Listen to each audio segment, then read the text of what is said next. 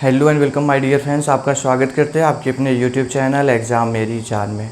दोस्तों UP GT UP GNM का entrance exam conduct करवाया गया है 11 जून की डेट में। तो क्या कुछ कट ऑफ जा सकती है इसके बारे में डिस्कस करूँगा।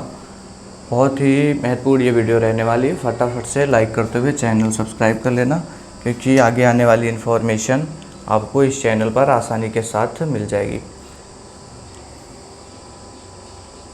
तो यूपी जीटी का एग्ज़ाम आपका कल कंडक्ट करवाया गया 11 जून को। तो देखो दोस्तों, सबसे पहली चीज़ तो आपको पता होना चाहिए, ये जो सभी क्वेश्चंस आए थे वो कहीं अलग से आपसे नहीं पूछ लिए गए।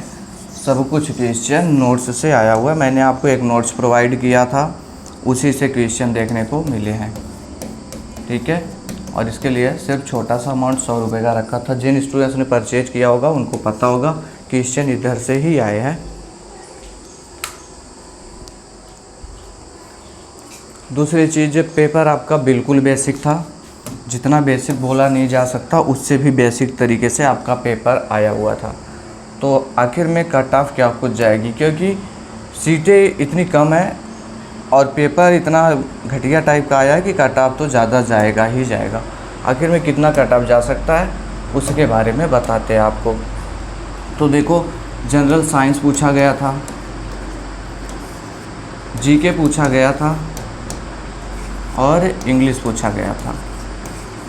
जनरल साइंस बिल्कुल इजी पेपर था और जीके भी बिल्कुल इजी पेपर आया हुआ था।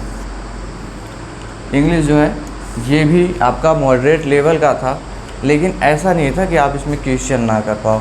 मतलब ये भी बोल सकते, ये मॉडरेट कह सकते, टफ नहीं कह सकते इसको। टोटल अगर मैं मिला लूँ तो पेपर को मॉडरेट बोला जा सकता है। सीट को ध्यान में रखते हुए मॉडरेट बोला जा सकता है, अदरवाइज पूरे पेपर को ही हम लोग इजी बोल सकते हैं।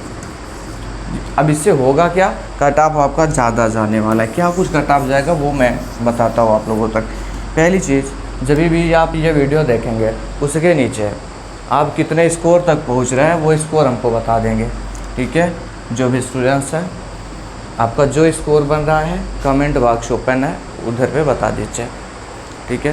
कमेंट करिएगा आप लोग। दूसरी चीज़, कट ऑफ क्या कुछ जा सकती है। तो देखो, जो हमारे अनरिजर्व की कैंडिडेट हैं, पहले सीट डिटेल्स तो आपको पता होनी चाहिए ना, तब कट ऑफ के बारे में आप सोच सकते हैं।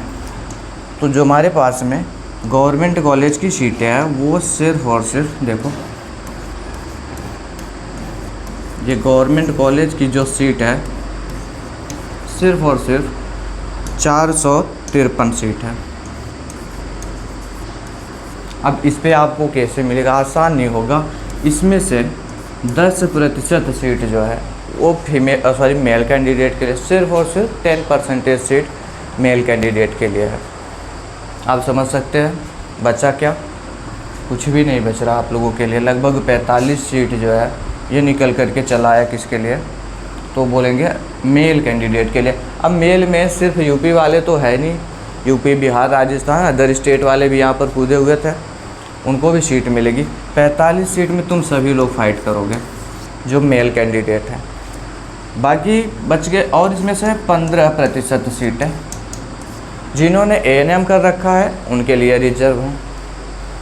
बात समझने की कोशिश करिए। 45 सीटें इधर से चली गई, फिर तुम इसी का 453 का 15% करोगे, वो सीटें भी निकल गई। कहने का मतलब तुम्हें क्या समझ में आ रहा कि 25% सीटें ऐसे ही निकल गई, इसमें आप कुछ नहीं कर सकते। फिर चलेगा सब category, PH, FF, EX, serviceman, हर एक मेडिकल कॉलेज में सीटें रिजर्व होती है आप लोगों के लिए भी। अभी आप बोलेंगे मैं आपको डरा रहा हूँ, डरा नहीं रहा हूँ, मैं आपको समझा रहा हूँ।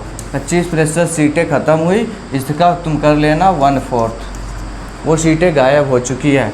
तो 1/4 अगर हम करते हैं तो 400 का करेंगे तो मान लिया 100 बचेगा। 100 से कुछ ज़्यादा सीट है, और 112 सीट, 113 सीट, ऐसे कुछ, जी हाँ, इतनी सीटें गायब हो गई। अब तुम 453 में से 113 माइनस कर लेना।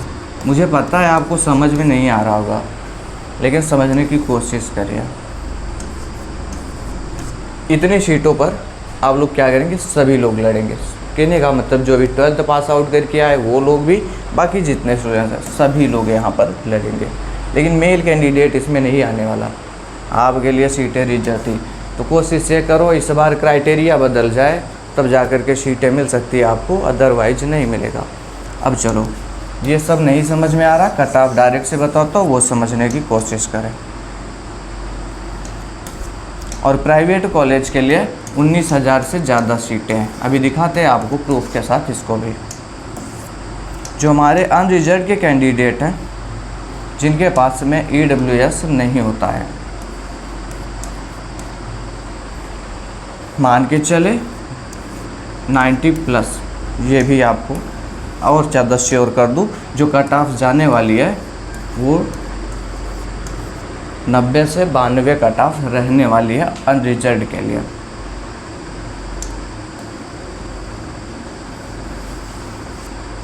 यहाँ पे लिखो 92 ±2 करिएगा, ये कट ऑफ अनरिजर्व के लिए रहेगी। जी हाँ दोस्तों, 100 सीटों में से बता रहा हूँ आपको, कट ऑफ इतनी हाई जाने वाली है, क्योंकि गिनती के तो सीट है इसलिए कट ऑफ हाई जाएगी। OBC की अगर मैं बात कर लूँ तो OBC के जो स्टूडेंट्स हैं ये भी हमारे 90 के अराउंड रहेंगे। जो भी कट ऑफ बताओ ±2 करिएगा, इससे ज़्यादा वेरी नहीं करेगा। EWS का भी कट ऑफ कुछ यही रहने वाला है। जो हमारे SC के कैंडिडेट हैं इनको 88, 89 तक में इनको भी मिल जाएगा। कंडीशन सबके लिए है, जो भी कट ऑफ बोलूँ ±2 कर लेना। ST के लिए भी ये 87 के अराउंड रहने वाला है। आप लोगों के लिए कट ऑफ कुछ इस तरीके से जाने वाली है।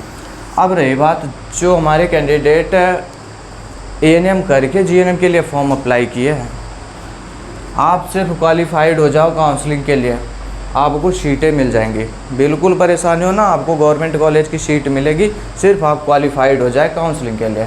क्योंकि 15% सीटें जो है इसमें से तो वैकेंट चली जाती है, सीटें भरती है नहीं, इतने लोग योग्य ही नहीं होते ANM वाले जो जाकर के इधर पे फॉर्म फिलअप कर दें, राइट।